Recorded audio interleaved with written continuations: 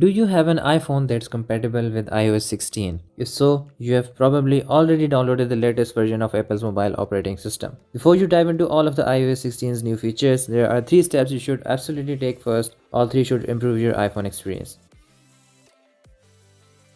Apple has completely redesigned the lock screen on iOS 16, allowing you to fully customize various elements like the date and time, 8 tiny widgets to let you keep up with the weather and popular news, and create multiple wallpaper profiles that you can easily switch to and from. And if that sounds appealing, customizing your lock screen should be the first thing that you do after installing iOS 16. To customize your lock screen, press your finger down anywhere on the screen while it's locked and then unlock your device when prompted. Once you do that, a brand new lock screen interface will appear, where you can shuffle through and customize your various lock screen wallpapers. If you tap the plus button at the bottom right to create a new wallpaper, you can browse through various Apple wallpapers featuring weather and astronomy, emojis, and more. A few of these wallpapers contain built-in widgets, but you can also just add them later. If you choose to upload your own photo, look for one that features a person or object clearly in the foreground. If you adjust the image just right, you will be able to use the new depth effect feature, which pushes the time behind whatever object is in focus, creating a layered sort of look. You can then tap any of the lock screen elements like the date and time to customize the look. If you hit add widgets, it might remove the depth effect from your photo, so you may not be able to use widgets with depth effect. When you're finished, tap add and choose whether you want to use the wallpaper only on your lock screen or on your home screen as well. Last year, Apple introduced Focus, the evolution of Do Not Disturb, which you can configure to receive only important notifications and alerts and block everything else out. But the productivity feature has been heavily reworked on iOS 16, and it's worth checking out and setting up if you want to reduce distractions on your iPhone. In Settings, go to Focus and then choose a profile or profiles that you want to configure.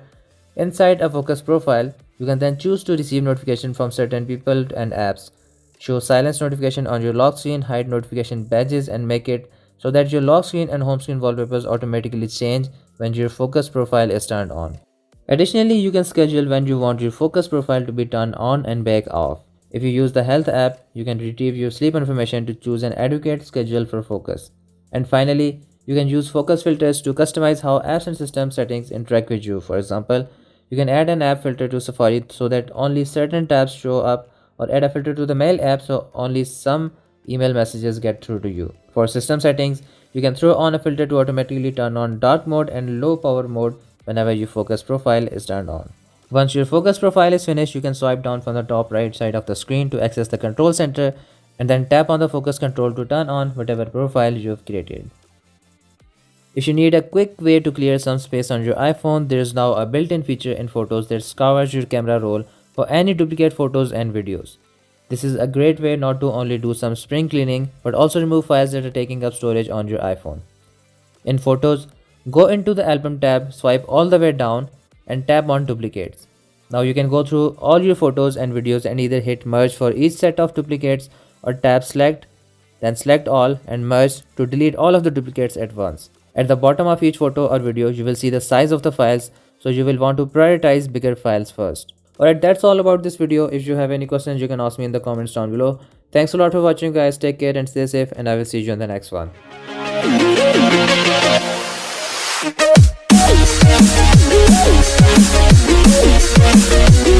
back.